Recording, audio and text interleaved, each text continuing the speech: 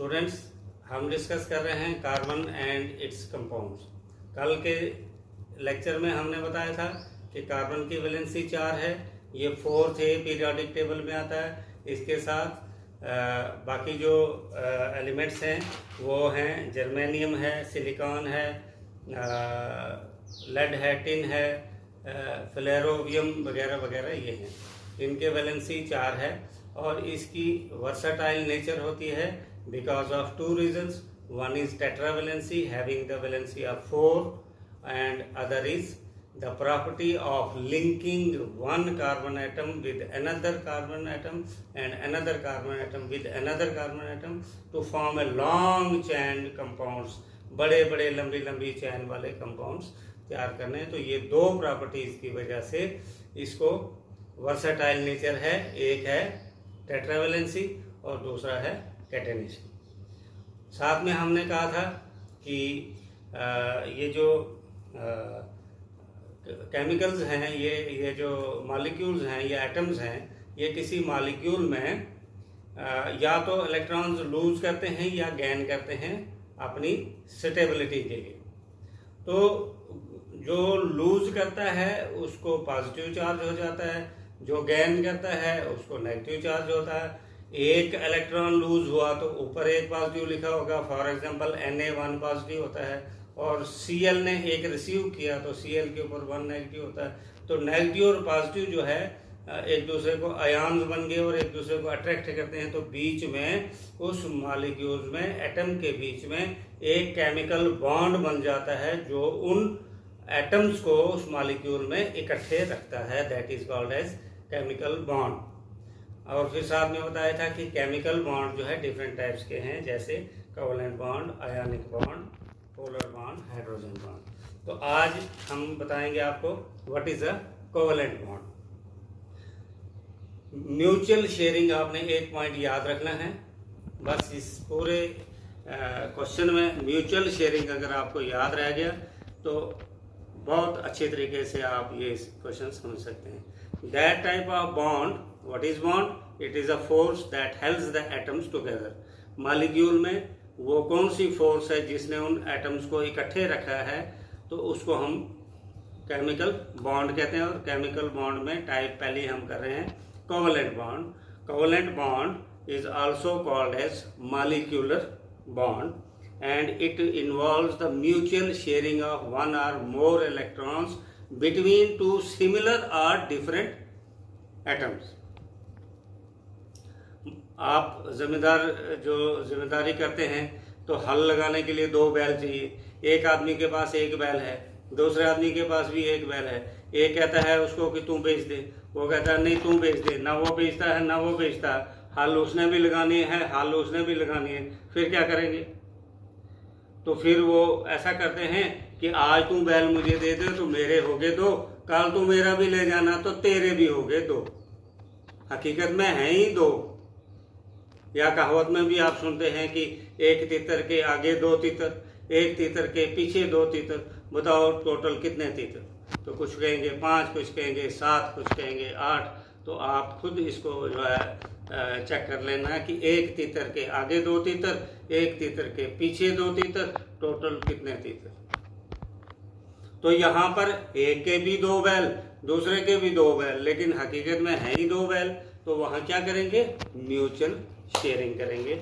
मैं आपको एग्जाम्पल से करके बताता हूँ। फॉर एग्जाम्पल ये है हमारे पास हाइड्रोजन। हाइड्रोजन का जो है एक इलेक्ट्रॉन है आउटरमोस्ट ऑर्बिट में, इसको मिनिमम बैलेंस होने के लिए 2 चाहिए। अब दूसरा हाइड्रोजन है, उसका भी 1 है।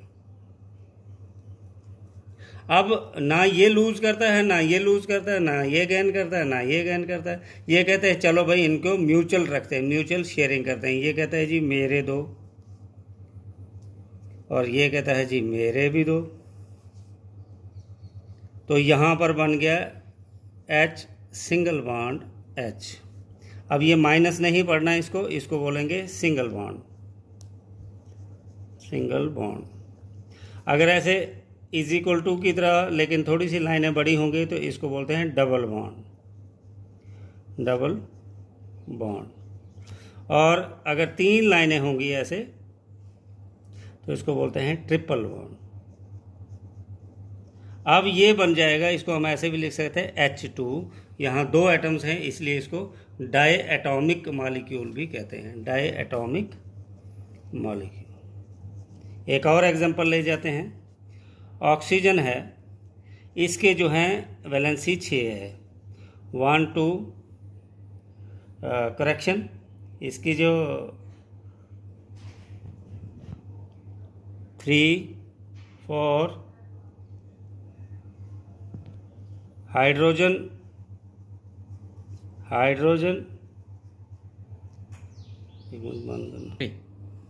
तो जैसे हम डॉट स्ट्रक्चर ऑफ H2O करते हैं, ऑक्सीजन की जो वैलेंसी है वो 6 है, 1 2 3 4 5 एंड 6। अब इसको स्टेबल होने के लिए 2 इलेक्ट्रॉन्स और चाहिए, तो एक हाइड्रोजन इसको यह मिल गया, एक हाइड्रोजन इसको ये मिल गया। अब देखो, अगर ऑक्सीजन का देखेंगे तो इसने म्यूचुअल शेयरिंग कर दी। अब इसको आप काउंट कर सकते हैं, 1 2 3 4 5 6 7 8। और हाइड्रोजन कहेगा जी मेरे भी 2 हैं, ये शेयरिंग, और ये हाइड्रोजन कहेगा मेरे भी 2 हैं।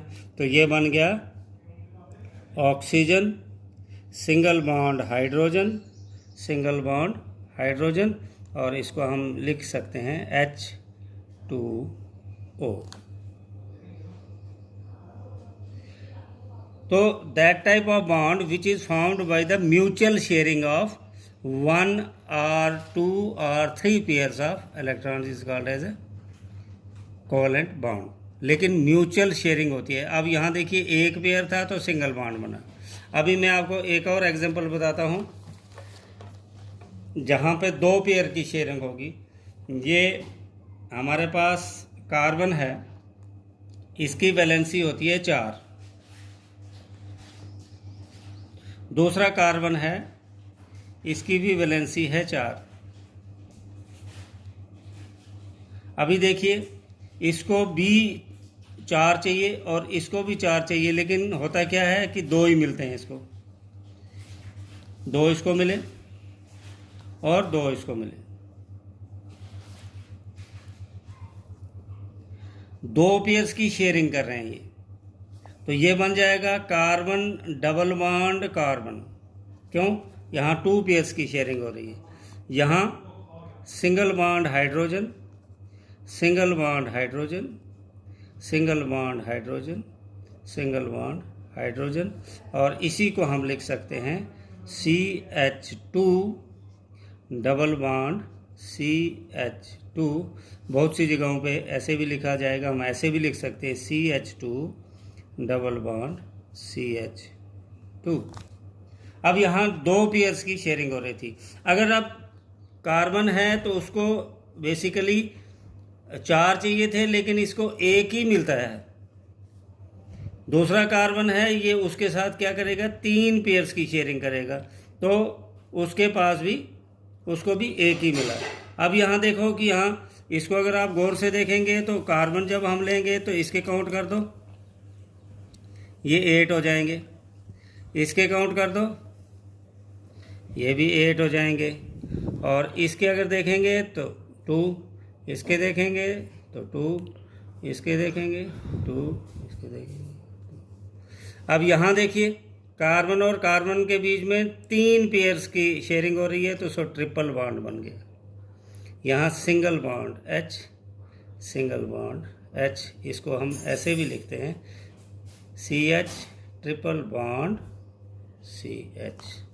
लेकिन डबल बॉन्ड हो, ट्रिपल बॉन्ड हो या सिंगल बॉन्ड हो, यहाँ पर म्यूचुअल शेयरिंग हो रही थी। 2 मेरे 2 तेरे, 3 मेरे 3 तेरे, 1 मेरा 1 तेरा, म्यूचुअल शेयरिंग करके बॉन्ड बना।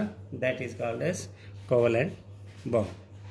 तो this was all about covalent bond. इसके अलावा भी बहुत सी एग्जांपल हैं, लेकिन मैंने ये सिंपल एग्जांपल्स आपको बताई। हाइड्रोजन की एग्जांपल बता दी, H2O की बता दी। आप बुक पे देखकर